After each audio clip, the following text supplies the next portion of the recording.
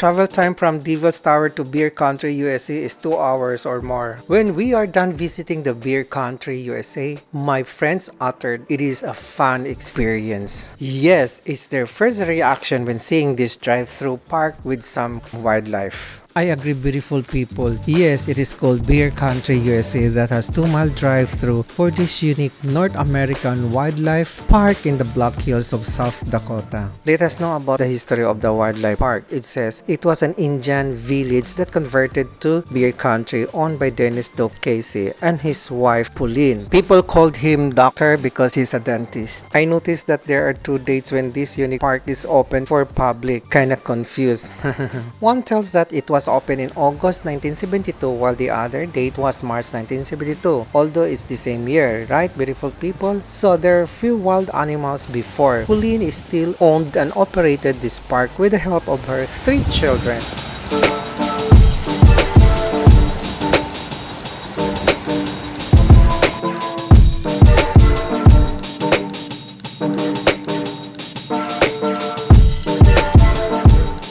You can see these wild animals roaming, taking some rest, laying down on the logs or on the top of the logs, and many more, like these.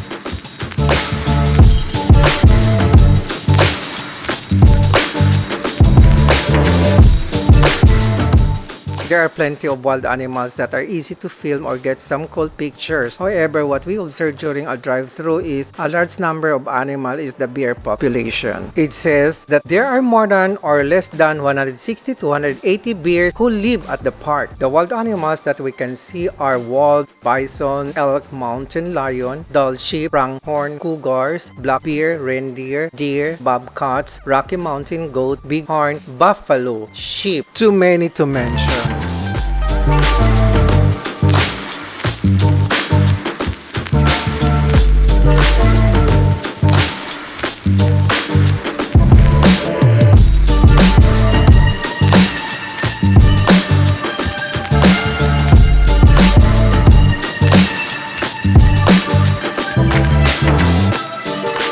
Well, beautiful people, if you love animals and watching them in nature like this exhibit, you should go and see them up close and personal in a safe environment. It's amazing, especially those black bears. They look cute. Look at this video.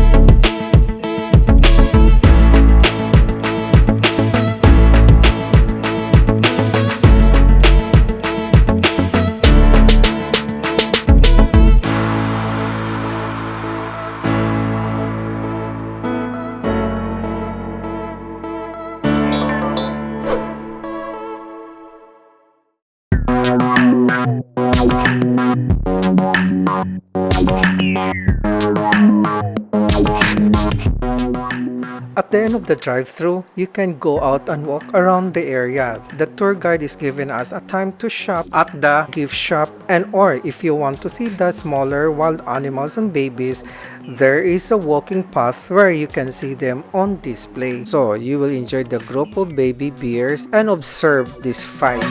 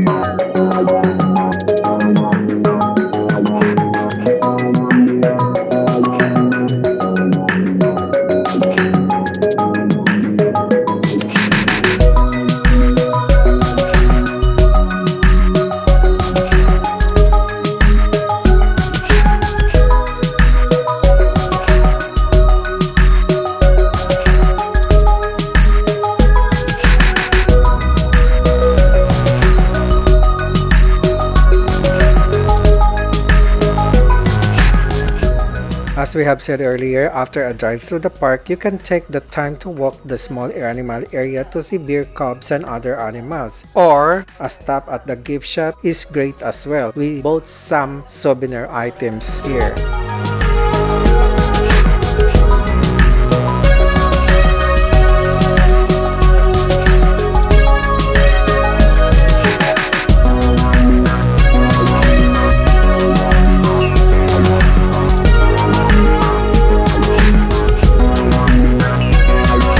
Overall, mixed emotions during our drive-thru for these more than 20 species, a large natural exhibits, and more than 250 acres. Bye for now, Beer Country, USA. I'll see you soon. Now, heading over to Rushmore, South Dakota. See you there, beautiful people. I hope you enjoy watching our video. If you did, don't forget to hit the like button and subscribe down below of the video for more adventure video like this. Thank you for watching. Remember, God loves us all. Catch you later. Bye for now.